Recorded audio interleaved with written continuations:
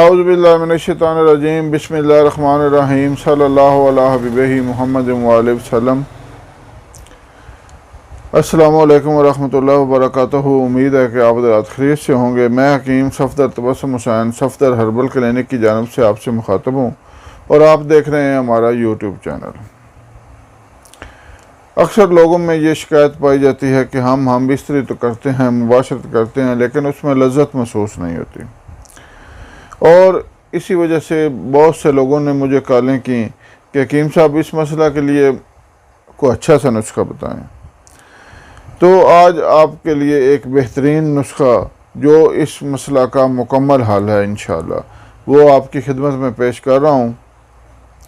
सबसे पहले गुजारिश है कि जो हज़रात हमारे चैनल पर नए हैं वो हमारे चैनल को सब्सक्राइब कर लें और बेल आइकन दबाएं ताकि आने वाली हर वीडियो का नोटिफिकेशन आपको मिल सके, और वीडियो को लाइक और शेयर करें ताकि दूसरे ज़रूरतमंद हज़रात तक भी पहुँचे और वो इससे फ़ायदा उठाकर मेरे और आपके लिए सदका जारिया का मौजब बने।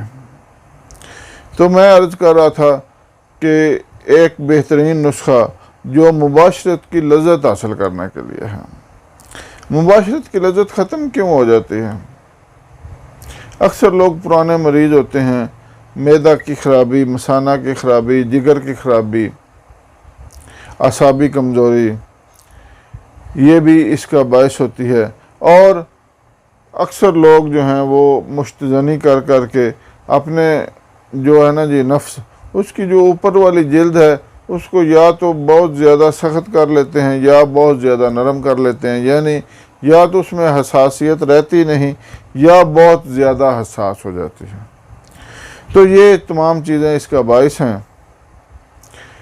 आज आपको जो नुस्खा बता रहा हूँ ये इंशाअल्लाह हर किस्म की वजह को दूर करके मुबाशरत की लज्जत को इंतहा तक पहुँचा देगा। नुस्खा समात फरमाएँ। आपने लेना है पारा 5 ग्राम और गंधक आंवला सार 50 ग्राम। अब इन दोनों चीज़ों को लेकर आपने कामल 4 घंटे पूरे खर्ल करना है। ये एक स्याह रंग का सफूफ बन जाएगा। इन दोनों को उस वक्त तक खर्ल करें जब तक पारा की चमक ख़त्म ना हो जाए। ये एक स्याह रंग का सफूफ बन जाएगा, इसको कजली कहते हैं। बाद में इसमें आपने सलाजीत 10 ग्राम शामिल करनी है, ज़ाफ़रान 10 ग्राम और लौंग लेने हैं। लौंग वो जिनकी ऊपर वाली टोपी है वो सलामत हो, वो लौंग लेने हैं आपने 5 ग्राम। और माया शुतर आराबी 10 ग्राम, दारचीनी 5 ग्राम।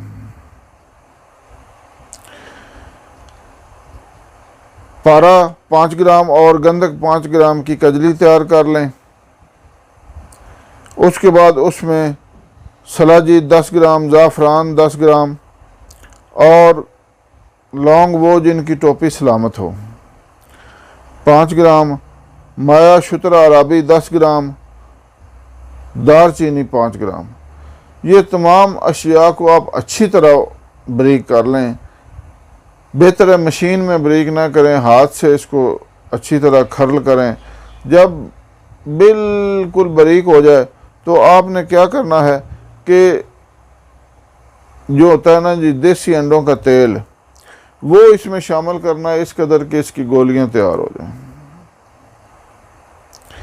चने के बराबर गोली बना लेनी है और मुबाशरत से 1-1.5 घंटा पहले हमरा दूध इस्तेमाल करें। और जो है ना जी दूध घी वो ज़्यादा इस्तेमाल करें इसके साथ। इंशाअल्लाह ऐसा नुस्खा है कि आप अश कर उठेंगे। बहुत ही नायाब नुस्खा आपकी खिदमत में पेश कर दिया है। बनाने में थोड़ी सी मेहनत है, लेकिन बग़ैर मेहनत के कौन सा काम होता है। जिस कदर मेहनत नुस्खे में ज़्यादा लगेगी उसी कदर नुस्खे का फ़ायदा और उसका मज़ा ज़्यादा मिलेगा। उम्मीद है कि आप इससे फ़ायदा उठाएँगे। अल्लाह हाफ़िज़।